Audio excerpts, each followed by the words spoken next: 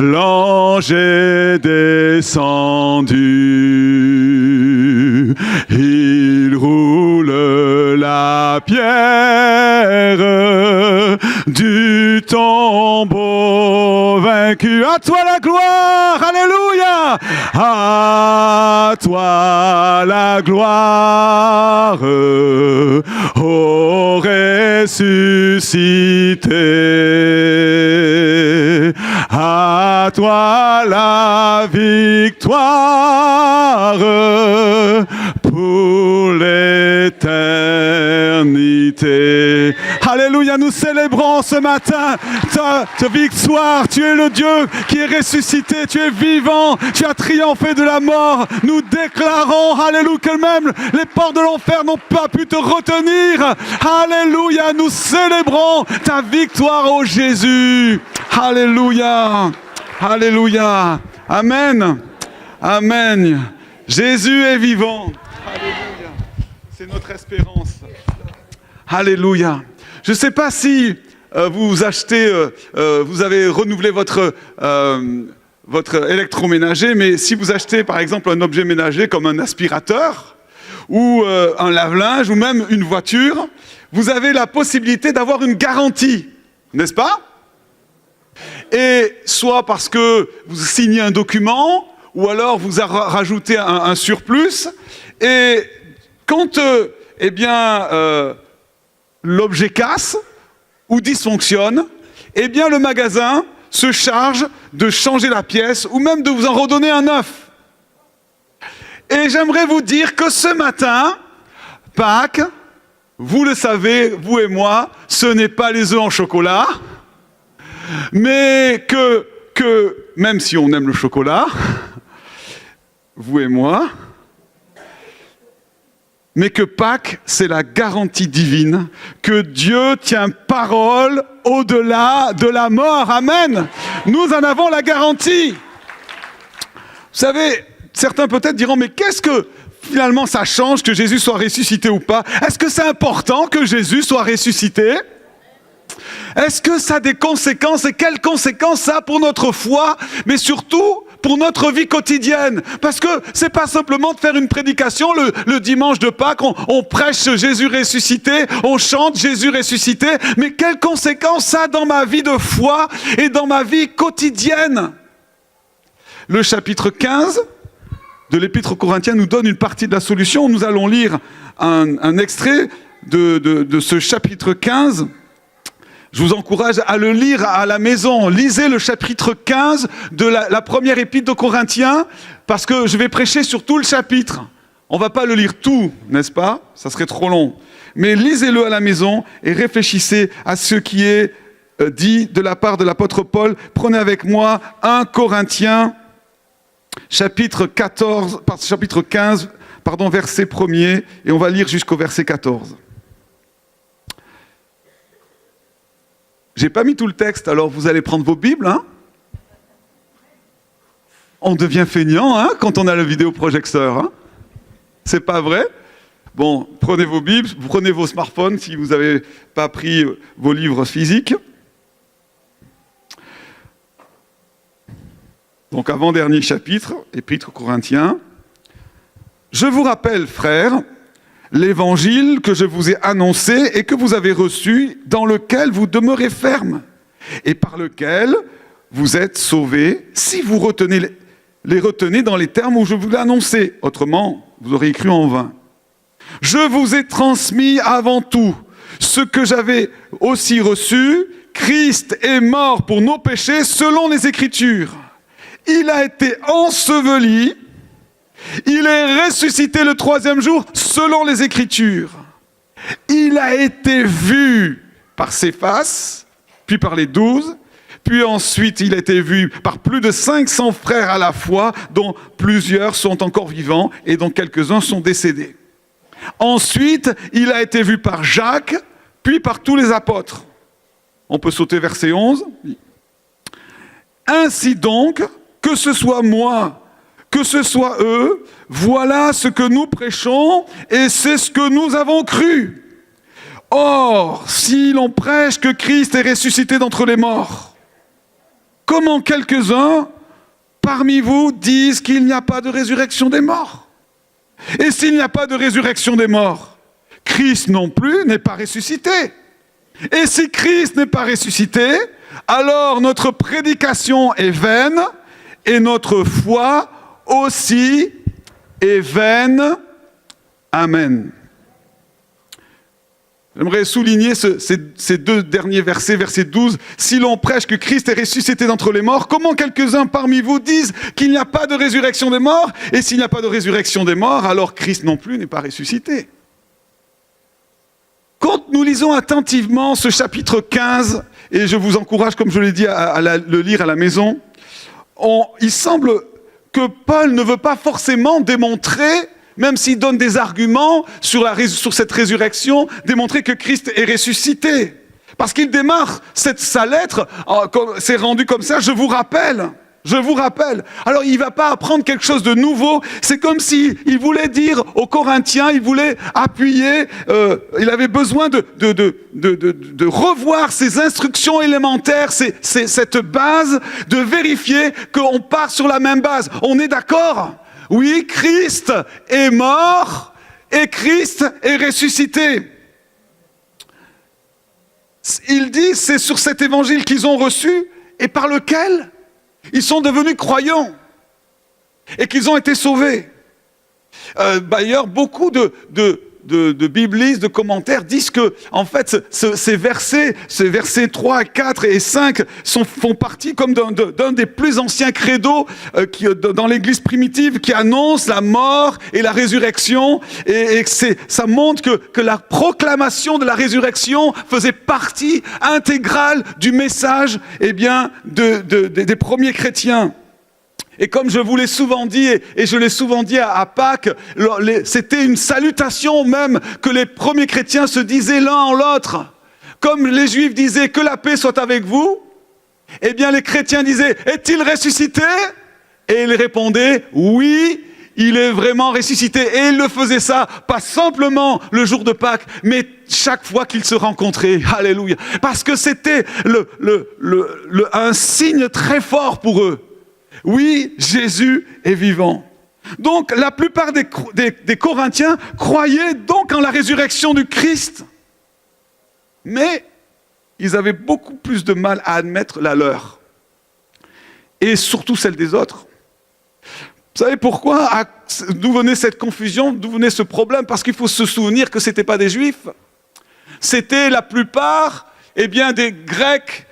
Et il y avait une influence de la philosophie à l'époque, et qui considérait que tout ce qui était spirituel était bon, tout ce qui était de l'esprit était bon, mais tout ce qui était physique, notamment le corps, c'était comme intrinsèquement mauvais.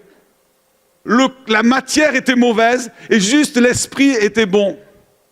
Et donc, pour beaucoup de philosophes, c'était difficile à comprendre, ils étaient hostiles à cette idée qu'il y a une résurrection éternelle du corps, parce qu'il était détestable. Et d'ailleurs, on le voit à Athènes, lorsque Paul prêche à ces philosophes dans l'agora, il l'écoute, et il se dit, oui, d'accord. Mais quand, la Bible dit, quand il va parler de la résurrection, il nous dit, lorsqu'ils entendirent parler de la résurrection des morts, les uns se moquèrent, les autres dirent, nous t'entendrons une autre fois. Parce que pour eux, c'était pas la matière, elle ne peut pas vivre à jamais, éternellement. Et on le voit ici, Paul, il s'oppose, il confronte, ces négationnistes de la résurrection des morts et de la vie future. Il donne des arguments pour montrer que cette négation de la résurrection des morts, elle est incompatible avec l'évangile. Elle est incompatible avec... et que cette résurrection des morts, c'est une pièce essentielle de l'évangile, essentielle de la foi et du plan de Dieu. Il dira, si l'on prêche que Christ est ressuscité d'entre les morts, comment quelques-uns parmi vous disent qu'il n'y a pas résurrection des morts? Et s'il n'y a pas de résurrection des morts, alors Christ non plus n'est pas ressuscité. Alors je vais vous donner 3 garanties. Vous voulez les garanties? Vous voulez les garanties comme quoi? eh bien, cette résurrection nous donne pour notre foi, et surtout ensuite, les conséquences morales que ça va donner dans notre vie. Parce que simplement, non seulement ça nous donne une garantie et une assurance que Christ soit ressuscité pour notre avenir, mais en plus, ça nous donne un élan que nous allons voir ensemble. Donc, premièrement, nous allons voir les conséquences théologiques de la résurrection de Jésus. Tout le Nouveau Testament témoigne de la résurrection de Jésus. Les nombreux témoins qu'on voit dans les récits d'Évangile, dans les actes des apôtres, les premiers chrétiens proclament cette résurrection avec assurance et fait partie de du message. Dans les épîtres, quand les apôtres écrivent, ils diront par exemple, Paul il dit aux Philippiens, il dit mais Jésus il est mort, il s'est humilié jusqu'à la mort de la croix, mais Dieu l'a souverainement élevé. Il parle de cette exaltation, alléluia, Jésus est sorti de la mort. Et alors l'Apocalypse présente Jésus ressuscité, glorieux, qui règne et qui est vainqueur sur tous les ennemis. Donc, à tel point, vous savez, que les nombreux opposants ont compris que si on détruisait on démontrait que Jésus n'est pas ressuscité, alors le christianisme s'écroulait. Effectivement, si Christ n'est pas ressuscité, alors notre foi, dira Paul, est vaine, la grâce est vaine, notre prédication est vaine, alors mangeons, buvons, car demain nous mourrons. Vous savez que vous avez vu ce film, Jésus l'enquête, ce journaliste Lee Strobel, qui était un athée militant et qui a voulu démontrer, dit non, je vais montrer que Jésus n'est pas ressuscité. Et si, sans spoiler le film, la plupart d'entre vous l'avez vu, eh bien, on sait qu'à la fin, il est devenu croyant, il s'est converti et même il est devenu pasteur. Alléluia. Mais il avait compris qu'il fallait détruire cette pensée de la résurrection. Et on trouve ça dès le 1er siècle. Les premiers, dans les premiers pères de l'Église, tout de suite après les apôtres, eh bien, ils ont fait face à des fausses doctrines qui voulaient dire que non, Jésus, il n'est pas venu physiquement. Donc ça veut dire qu'il n'est pas mort physiquement et il n'est pas ressuscité physiquement. Et ils vont dire, c'est Ignace d'Antioche, un des pères de l'Église du 1er siècle, il dira, Jésus est véritablement né, il a mangé et bu véritablement persécuté sous Ponce Pilate, il a véritablement été crucifié, il est mort à la face du ciel, de la terre et des enfers, il est véritablement ressuscité d'entre les morts, c'est son Père qui l'a ressuscité. Pourquoi il insiste en écrivant cette lettre? Parce que dans l'Église déjà, il y avait des gens qui disaient que finalement Jésus, c'était presque pas un fantôme, mais il était comme ça, il n'était pas vraiment en chair. Et c'est pour ça que déjà, les gens dans son épître, il dit, mais attention, celui qui dit que Jésus n'est pas venu en chair, il est d'Antéchrist. Et c'est pourquoi il commence son épître en disant, oh, nous l'avons vu, nous l'avons entendu, nous l'avons touché. C'est pas simplement un mirage, c'est pas un corps spirituel là qui plane, non, c'est pas une entité, non, c'est bien Jésus, il a été fait homme, parfaitement homme, il était de chair, il a vraiment souffert. Vous savez que des fois, je me souviens, on enseignait à l'école du dimanche, on voyait la crucifixion et les enfants parfois pensaient que Jésus, il était là et c'était Jésus, donc il souffrait pas sur la croix. Mais Jésus, il a souffert parce qu'il était de chair, alléluia. Il a été brisé. Il est mort, vraiment mort, mais il est ressuscité aussi. Vraiment ressuscité. Et c'est pourquoi le jour de la résurrection de Jésus, c'est pas un simple thème que l'on va aborder, eh bien, justement le jour de Pâques. Mais avec la crucifixion, c'est le fondement de la foi chrétienne. Amen. Et j'aimerais donc souligner 3 conséquences. La première conséquence, c'est que la résurrection de Jésus, c'est la garantie de la véracité et de la réalité de notre salut. Il dit, je vous rappelle cet évangile qui vous a été annoncé. Et c'est quoi cet évangile? Christ est mort pour nos péchés selon les Écritures, qu'il a été enseveli, qu'il est ressuscité le 3e jour selon les Écritures, et qui t'a apparu à Céphas, puis aux 12, et puis il donne la liste. Et il dira, au verset 18, « Si Christ n'est pas ressuscité, notre foi est vaine, nous sommes encore dans nos péchés, et ceux qui sont morts en Christ sont perdus. » Donc, si Christ n'est pas ressuscité, c'est quelque chose de grave. On comprend ça? Il dira, « Le salut que je vous ai annoncé, il dit ça aux Corinthiens, auquel vous avez cru, est basé sur ces deux vérités. Christ est mort pour nos péchés et il est ressuscité le troisième jour. Et il dira, c'est selon les Écritures. Selon les Écritures. C'est-à-dire que l'Ancien Testament prophétise la mort et la résurrection de Jésus. C'est impressionnant de voir les nombres de versets de l'Ancien Testament, en particulier des psaumes, que les évangiles citent devant, par exemple, la mort de Jésus. Le psaume 22 nous dit, par exemple, qu'ils se partagèrent ses habits et ils tirèrent au sort mes vêtements. Chose qui s'est passée au niveau de la crucifixion. Le verset 8, toujours de ce psaume dit, ceux qui me voient me raillent, ils ricanent et hochent la tête. Et Matthieu, c'est le verset 9 du psaume 22, en parlant de cette moquerie des religieux, il dira, il s'est confié en Dieu qu'il le délivre. Et Jésus lui-même cite plusieurs écrits, plusieurs passages des psaumes, surtout pour la dernière partie de la vie. Quand il est là à Gethsémanée, il cite le psaume 42 et il dit « Mon âme est triste jusqu'à la mort ». C'est le psaume 42. Et même le verset 2 du psaume 42, « Mon Dieu, pourquoi m'as-tu abandonné ?» Vous croyez que Jésus a dit simplement cette parole comme ça? Il cite le psaume de David. Et le psaume 68, il parle de « J'ai soif ». Le psaume 31 dit « Je remets mon esprit entre tes mains ». Et même l'évangéliste Jean va dire, il voit dans l'accomplissement de ce soldat qui n'a pas brisé les os de Jésus parce qu'il était déjà mort, lorsqu'il dira dans le psaume 34, « Pas un de ses os sera brisé ». Et bien sûr, vous connaissez tous le Ésaïe 53. Il a été brisé, ce sont nos souffrances qu'il a portées, ce sont nos douleurs qui s'est chargé, et nous l'avons considéré comme atteint d'une plaie, comme frappé par Dieu et milieu, mais il était transpercé à cause de nos crimes, écrasé à cause de nos fautes. Le châtiment qui nous donne la paix est tombé sur lui, et c'est par ses meurtrissures que nous sommes guéris. Alors oui, il est mort, alléluia, selon les Écritures, mais il est ressuscité selon les Écritures. Et très rapidement, dans les premières prédications des apôtres, on le voit avec Pierre, il va citer ce psaume 16 au verset 10. Lorsqu'il centre sa prédication, Pierre, sur la mort, ce Jésus que vous avez crucifié, Dieu l'a ressuscité d'entre les morts. Il dira, Dieu l'a ressuscité en le délivrant des douleurs de la mort, car il n'était pas possible que la mort le retienne. Et il dit, voilà, je parle du psaume de David, tu ne peux pas m'abandonner à la mort, tu ne laisseras pas ton sein voir la décomposition. Alléluia. Oui, Dieu avait prévu que Jésus ne reste pas dans la tombe. Amen. Mais qu'il sorte de la mort.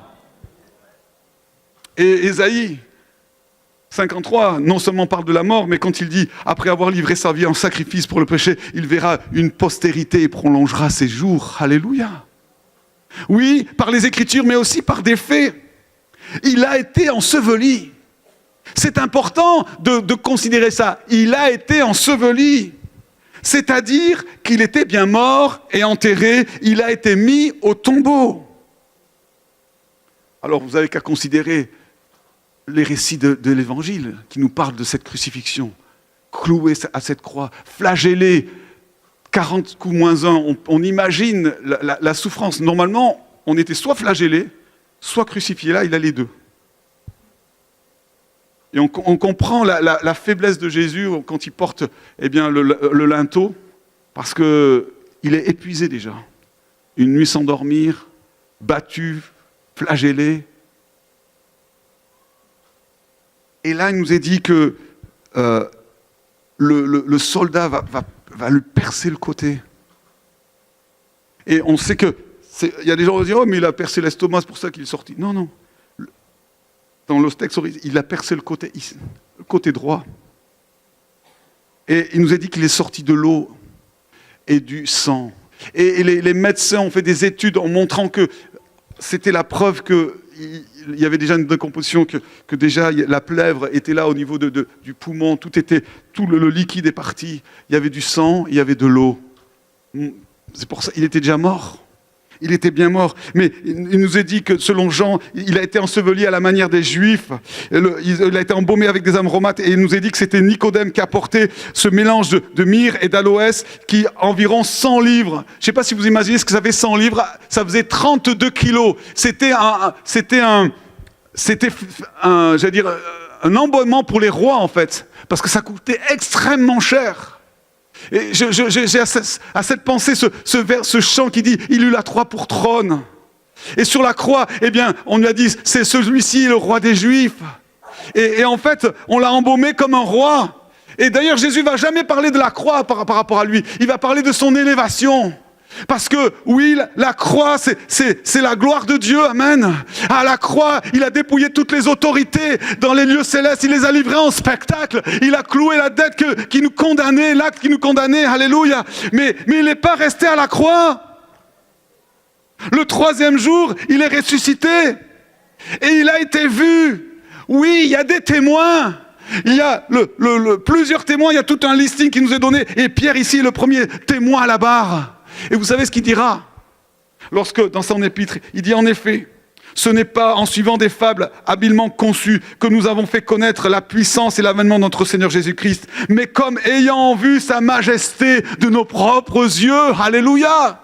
Pierre était témoin, il a vu Jésus mort, mais il a vu surtout Jésus ressuscité. Alléluia!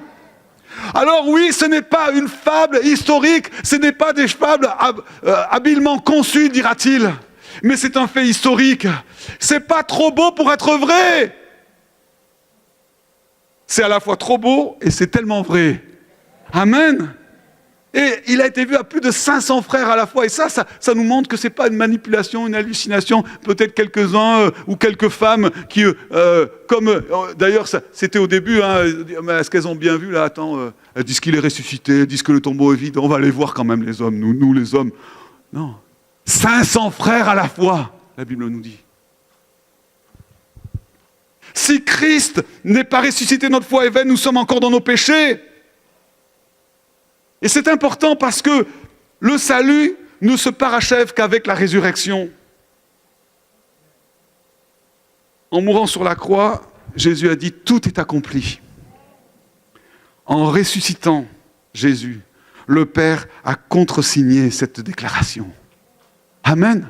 Il a contresigné. Et d'ailleurs, Paul aux Romains dira, Jésus qui a été livré pour nos offenses, il est ressuscité pour notre justification.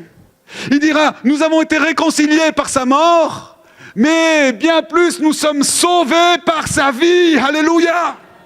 Et dans Éphésiens, il nous a dit, nous étions morts par nos offenses, mais il nous a rendus à la vie avec le Christ. Nous sommes assis dans les lieux célestes avec le Christ. Nous sommes ressuscités ensemble. La résurrection, elle fait partie du salut. Le salut ne s'arrête pas à la croix. Par la croix, il porte nos offenses, nos péchés. Par la résurrection, il nous justifie, alléluia, et nous rend vainqueurs. Il nous donne la vie. D'ailleurs, même dans notre confession et dans notre engagement, la résurrection a une place centrale. Il nous est dit, si tu confesses, c'est avec ce verset que je me suis converti, le Seigneur Jésus de tout ton cœur, et si tu crois, de ta bouche, tu confesses le Seigneur Jésus, et si tu crois dans ton cœur que Dieu l'a ressuscité d'entre les morts, tu seras sauvé. On n'est pas sauvé simplement en croyant que Jésus est mort sur la croix, on est sauvé en croyant que Jésus est mort sur la croix, mais que Dieu l'a ressuscité des morts. Parce que sans la résurrection des morts, la foi est vaine, notre prédication est vaine, tout est vain. C'est une garantie, la résurrection, de notre salut. C'est une garantie aussi de la résurrection de nos propres corps. C'est Christ est ressuscité, nous ressusciterons aussi. Il nous est dit, verset 42-44, ainsi en est-il de la résurrection des morts, semé corruptible, on ressuscite incorruptible, semé méprisable, on ressuscite glorieux, semé plein de faiblesse, on ressuscite plein de force, semé corps naturel, on ressuscite corps spirituel. Alléluia! Il fait un lien entre la résurrection de Jésus et la résurrection de notre corps. Nous aurons un corps de résurrection. Et Jésus Et Paul utilise une métaphore, une image agricole. Il dit, comme le premier fruit de la moisson annonce et montre à quoi ressemblera les fruits, la récolte, la résurrection du Christ, elle annonce la résurrection des croyants. Et il le dit ça plusieurs fois aux Corinthiens. Il dira dans le chapitre 6, il dit, mais le corps n'est pas pour l'inconduite, il est pour le Seigneur, et le Seigneur est pour le corps. Des fois, on a méprisé dans l'histoire de l'Église le corps. Mais dit, non, Dieu il dit ici, le corps est pour le Seigneur et le Seigneur est pour le corps. Et Dieu qui a ressuscité le Seigneur nous ressuscitera aussi par sa puissance. Et même dans 2 Corinthiens, il nous est dit, c'est pourquoi nous parlons, sachant que Jésus a ressuscité le Seigneur, eh bien, Jésus nous ressuscitera aussi et nous fera paraître avec vous dans sa présence. Alléluia. Et surtout ce corps, il sera comme le corps de Jésus transfiguré. Amen. Amen. On aura un nouveau corps. Il sera incorruptible, glorieux, plein de force spirituelle, on l'a vu. Incorruptible, ça veut dire quoi? Ça veut dire sans altération, sans vieillissement, sans maladie, sans souffrance. Un corps qui ne retourne pas à la poussière, comme dit l'Ecclésiaste. Il dira même un corps immortel. Il dira, au verset 54, lorsque ce corps corruptible aura revêtu l'incorruptibilité et ce corps mortel aura revêtu l'immortalité, alors s'accomplira la parole qui est écrite, la mort a été engloutie dans la victoire. Et ça confirme ce que Jean dit dans l'Apocalypse. Il dira, dans l'Apocalypse, il essuiera toute larme de nos yeux, la mort ne sera plus, il n'y aura ni deuil, ni cri, ni douleur, ni arthrose, ni quoi que ce soit. On aura un corps inaltérable, incorruptible, alléluia. Un corps glorieux, un corps d'éclat céleste. Oh. Il compare la différence entre la lune et le soleil, entre les différents éclats des étoiles. Il dit, il en était ainsi de la résurrection des morts. C'est-à-dire que notre corps, non pas qu'il est méprisable dans le sens de il vaut rien, mais le corps que nous avons ici-bas, il n'a aucune comparaison avec le corps glorieux que nous aurons dans le ciel. Alléluia. Aucune comparaison.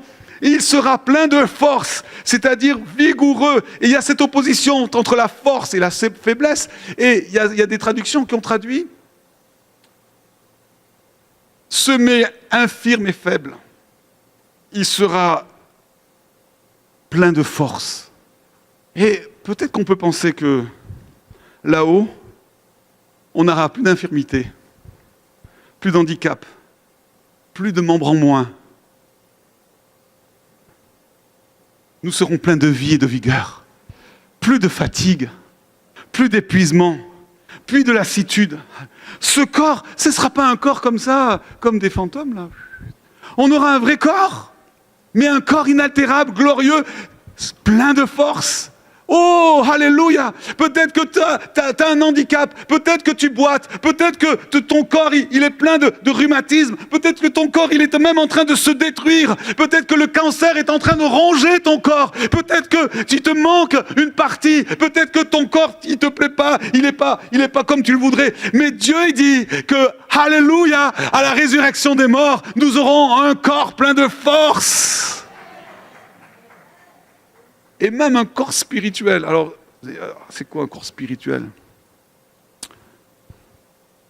Jésus, quand il a été ressuscité, s'est présenté aux disciples, ce n'était pas un ectoplasme. Hein? Enfin, pour ceux qui ne connaissent pas, un fantôme. Il dira, touchez-moi. Touchez-moi. Un esprit n'a ni corps, ni chair, ni os. Et il a mangé avec eux. Il a fait griller le poisson. Il a lavé leurs pieds, il a pu embrasser les pieds, ils ont pu toucher les stigmates. Donc non, le corps spirituel, c'est un corps qui n'est plus gouverné par la nature pécheresse. Parce que jusqu'à maintenant, nous sommes gouvernés par cette nature pécheresse. Amen. Et à conséquence de la chute. Mais, alléluia, eh bien, nos nouveaux corps sera en accord avec le caractère du Saint-Esprit. Alléluia, c'est un corps physique qui a été élevé à la perfection comme Dieu l'avait prévu et voulu. Alléluia. Alors, comme dira Philippiens, il transformera notre corps misérable pour le rendre conforme à son corps glorieux par la puissance qui lui permet de tout soumettre à son autorité. Et puis enfin, la résurrection de Jésus, c'est la garantie de la victoire sur la mort. Il dira, mort, où est ta victoire? Mort, où est ton aiguillon? La mort était engloutie dans la victoire. Frères et sœurs, on sait qu'on est tous égaux face à la mort. Qu'on soit riche, qu'on soit pauvre, qu'on soit sage, intelligent, malgré notre beauté, malgré notre sagesse, un jour il faudra tous affronter la mort. Et on sait qu'on est perdant face à elle. C'est notre dernier ennemi. Mais Paul le déclare au verset 26, le dernier ennemi qui sera détruit, c'est la mort. Et alors il dira, la mort a été engloutie dans la victoire. Voilà pourquoi le chrétien a une espérance. C'est même l'espérance, c'est le message principal de Pâques.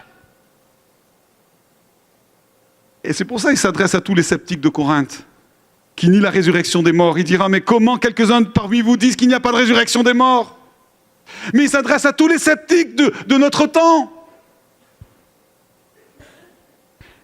Et il dira au verset 22, Christ est ressuscité d'entre les morts, il est les prémices de ceux qui sont décédés, puisque la mort est venue par un homme, c'est aussi par un homme qu'est venue la résurrection des morts. Comme tous meurent en Adam, de même tous revivront en Christ.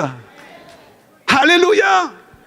Et si nous sommes morts avec Christ, nous croyons que nous vivrons aussi avec lui, sachant que Christ est ressuscité d'entre les morts, ne meurt plus, car il est mort, c'est pour le péché, et il est mort une fois pour toutes, amen, et il est vivant pour toujours.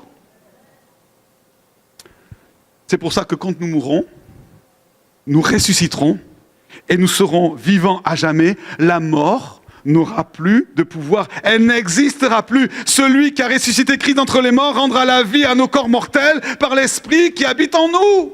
C'est pourquoi les chrétiens, ils chantent l'espérance, ils vivent l'espérance, malgré les catastrophes, malgré les guerres, les famines, les persécutions, les violences, les drames, malgré les maladies, les infirmités, malgré les souffrances et les deuils. Nous savons qu'un jour nous verrons Jésus, alléluia, et un jour nous serons changés. Je vous dis un mystère, nous ne mourrons pas tous, mais nous serons changés en un instant, à un clin d'œil, à la dernière trompette, car elle sonnera, les morts ressusciteront incorruptibles. Et nous serons changés. Ah, qu'est-ce que j'aime parfois ces vieux cantiques, ou comme celui que nous avons chanté ce matin, au moment des offrandes de la Sainte Seine.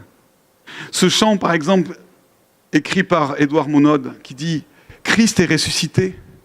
Cet hymne de victoire, vers Dieu un seul élan franchit l'immensité. Voici l'achèvement de l'œuvre expiatoire. Oui, tout est accompli, Christ, dites-le avec moi, Christ est ressuscité.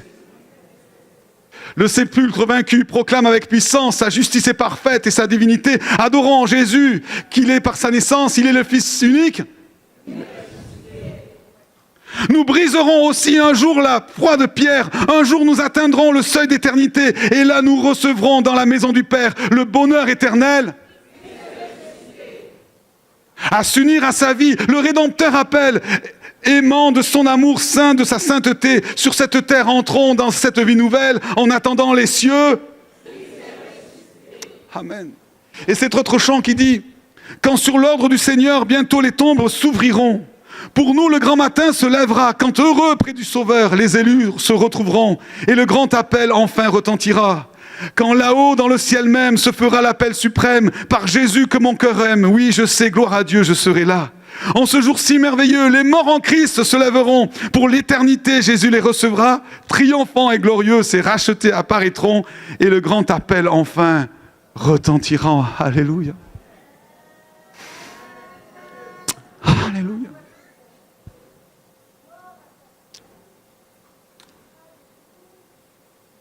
Ça, c'est l'espérance. Mais je vais vous donner 3 petites choses, très courtes. Parce que ça a des conséquences sur notre foi, mais aussi sur notre vie morale et quotidienne. Parce que ça veut dire que le fait que Jésus-Christ soit ressuscité, ça me donne une persévérance dans l'action et dans le travail sur cette terre. Parce que, vous savez, Paul, il termine ce grand chapitre sur la résurrection avec ce verset 58. « Mes frères bien-aimés, soyez fermes, inébranlables, progressez toujours dans l'œuvre du Seigneur, sachant que votre travail n'est pas vain dans le Seigneur. » La pensée de la résurrection nous motive à vivre et à travailler pour le monde à venir. Alléluia! La réalité de la résurrection de Christ doit nous pousser à chercher premièrement le royaume des cieux, à chercher les choses d'en haut. Il dira à Colossiens, si vous êtes ressuscité avec le Christ, recherchez les choses d'en haut, où le Christ est assis à la droite. Pensez à ce qui est en haut et non ce qui est sur la terre, car vous êtes morts, votre vie est cachée avec le Christ. Quand le Christ, votre vie paraîtra, alors vous paraîtrez aussi avec lui dans la gloire.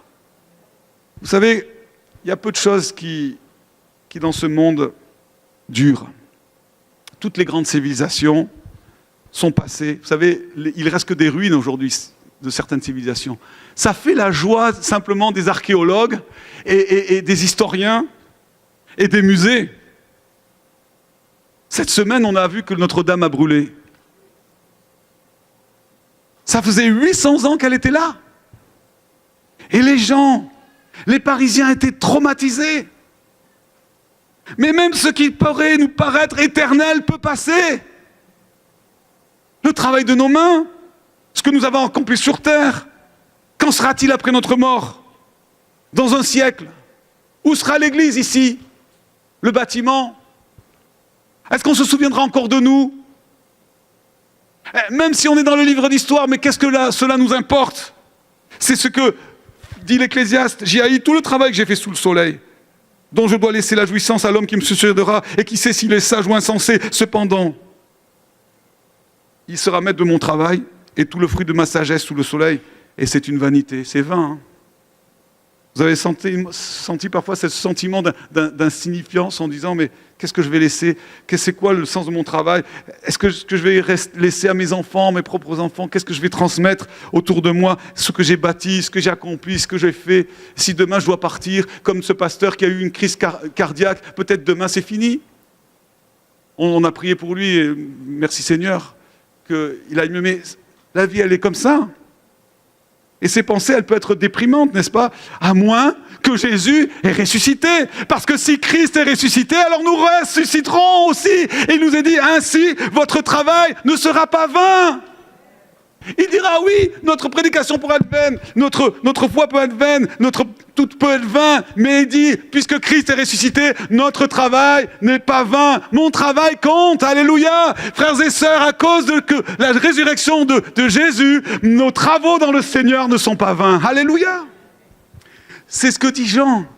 Il dit, j'ai entendu dans le ciel une voix qui disait, heureux dès à présent les morts qui meurent dans le Seigneur. Oui, l'Esprit dit qu'ils se reposent de leurs travaux, car les œuvres les suivent. Amen. Je vais laisser plein de choses ici-bas. Je vais laisser ma fortune, je vais laisser ma maison, je vais laisser ma télévision, je vais laisser mon portable, je vais laisser mes bouquins.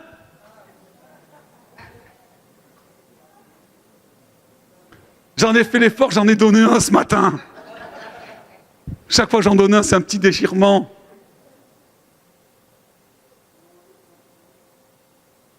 Mais les œuvres faites dans la foi, elles nous suivront dans l'au-delà. Alléluia!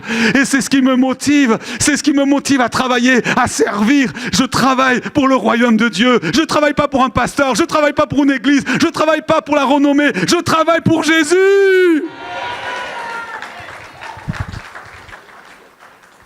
Et puis c'est un encouragement à résister au péché. Parce qu'il dit, mais si les morts ne ressuscitent pas, alors mangeons, buvons, car demain nous mourrons. Si au bout il n'y a rien à la fin, à quoi bon se fatiguer, lutter, résister? Pourquoi pas se laisser aller? Cool, hein? Si ça finit à la tombe, pourquoi est-ce que je vais mener une vie juste et pure et sainte? Mangeons, buvons, ripaillons. Mais c'est ce que dit Paul aux Romains. Il est mort, et c'est pour le péché qu'il est mort une fois pour toutes, et maintenant qu'il vit, il vit pour Dieu. Ainsi vous-même, considérez-vous comme morts au péché, comme vivants pour Dieu en Christ Jésus, que le péché ne règne donc pas sur votre corps mortel. N'obéissez pas à ces convoitises. À cause de la résurrection de ce que Jésus vit, je peux résister même déjà ici-bas au péché. Et non seulement je résiste au péché, mais mon corps va ressusciter. Mon corps, ce n'est pas rien du tout. Mon corps, c'est le temple du Saint-Esprit. Le rachat de Christ, il est total. Contrairement à ce qu'on dit parfois en disant « Jésus sauve nos âmes », Jésus ne sauve pas simplement nos âmes.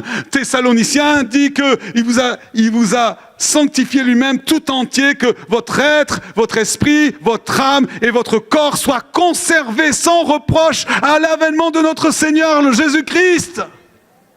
Nos corps aussi iront au ciel. Ah, pas le même, hein. Ils seront changés, ils seront transformés. Amen. Et puis enfin, c'est un encouragement à l'espérance. La pensée de la résurrection devrait nous mettre dans une joie et dans un bonheur à toute épreuve. Vous savez, alors que le moment de la résurrection, de la mort de Jésus arrivait, je vais demander à l'équipe de s'approcher pour chanter ce magnifique chant qu'ils ont chanté tout à l'heure sur la résurrection. L'équipe de louange, approchez-vous, merci. Jésus a préparé ses disciples. Et vous savez ce qu'il a dit? Et ces paroles font allusion à la résurrection. En vérité, je vous le dis, vous pleurerez et vous vous lamenterez. Et le monde se réjouira et vous serez dans la tristesse. Mais votre tristesse se changera en joie. Et c'est vrai que la pensée que Jésus, qui proclame qu'il a la vie éternelle et qui donne les paroles de la vie éternelle, puisse finir dans un tombeau palestinien, c'était déprimant, n'est-ce pas? Parce que non seulement ils étaient tristes parce qu'ils auraient perdu un ami et un proche, un maître, mais surtout parce qu'ils perdaient leur espoir. Ils perdaient, tout sens à la vie. Et Paul le dit, si c'est cette vie seulement que nous espérons en Christ, mais alors nous sommes les plus malheureux du monde, le plus malheureux des hommes. Et c'est ce que les disciples d'Emmaüs étaient, ils étaient déprimés, ils étaient découragés, ils étaient abattus. Mais le jour de Pâques, tout a changé. Non seulement Jésus est ressuscité d'entre les morts, mais leur espoir, leur joie a été ressuscité. Alléluia! C'est exactement ce que produit en nous la résurrection. Pourquoi t'as battu mon âme? Pourquoi j'ai mis au-dedans de moi? Espère en l'Éternel, parce que Jésus est ressuscité. J'aimerais vous dire quelque chose, terminer par cette histoire. Il y a beaucoup de gens qui n'aiment pas les cimetières. Et je peux comprendre parce que parfois certains cimetières nous rappellent des deuils, des pertes, des souffrances de quelqu'un qu'on a perdu, qui nous était cher. Mais moi, personnellement, j'aime bien, à l'occasion, les visiter. Et vous savez, quand... tu peux jouer, s'il te plaît. Quand mes enfants étaient petits, j'aimais bien les emmener dans des cimetières. On regardait les tombes, on voyait, parfois il y avait des versets sur les tombes, on voit les paroles que les gens ont mises sur ces êtres chers. Ma fille appelait ça le parking des morts. On va au parking des morts. Et je ne veux pas être désobligeant ce matin, mais il y a des cimetières qui sont magnifiques. Si vous allez à Paris, au cimetière Père-Lachaise, vous avez les tombes de personnages célèbres. John Morrison, Chopin, Bizet, Yves Montand. Vous avez La Bruyère, vous avez des écrivains Camus. Il y a des tombes qui sont magnifiques. Mais vous savez pourquoi j'aime aller dans ces cimetières? Pas seulement pour voir l'architecture ou les grands noms, parce qu'ils sont morts, mais pour deux choses. Parce que quand je vois les tombes, je me dis, oui, la vie, elle est brève. Et un jour, je devrais mourir. Je devrais passer par là, peut-être. Mais il y a une deuxième vérité qui vient à mon cœur. Et pourquoi j'aime aller dans les cimetières? Parce que lorsque je commence à regarder ces tombes, il y a cette pensée qui me vient, dit oui, c'est pas fini. C'est pas fini, c'est pas mon dernier séjour, c'est pas mon dernière habitation, c'est provisoire. Je suis juste en location, mais je suis propriétaire dans les cieux, alléluia. Je suis propriétaire dans les cieux. C'est pas la fin, parce que Christ est ressuscité, j'ai la garantie de mon salut. J'ai l'assurance que je ressusciterai aussi et que la mort est vaincue. Mais parce que Christ est ressuscité, ça me motive à travailler, à servir pour le royaume des cieux. Ça me motive à résister au péché et à me garder pur. Mais surtout, ça me donne une formidable assurance devant les difficultés de la vie. Je peux être malade, je peux être abattu, je peux être critiqué, je peux être persécuté, on peut me faire quoi que ce soit. C'est vrai, c'est difficile. Mais je sais qu'un jour, je ressusciterai. On peut me couper en morceaux, on peut me brûler, on peut me jeter en prison, on peut me dire toutes sortes de choses. Je sais que un jour, mon corps glorieux, inaltérable, alléluia, plein de force, nous serons avec Jésus, avec les myriades de myriades. Nous célébrons le nom de Jésus. Et c'est ce qu'on va faire déjà ce matin par la foi. Nous allons nous lever. Alléluia. Peut-être ce matin tu es malade. Peut-être ce matin tu es découragé. Mais l'esprit de la résurrection est là.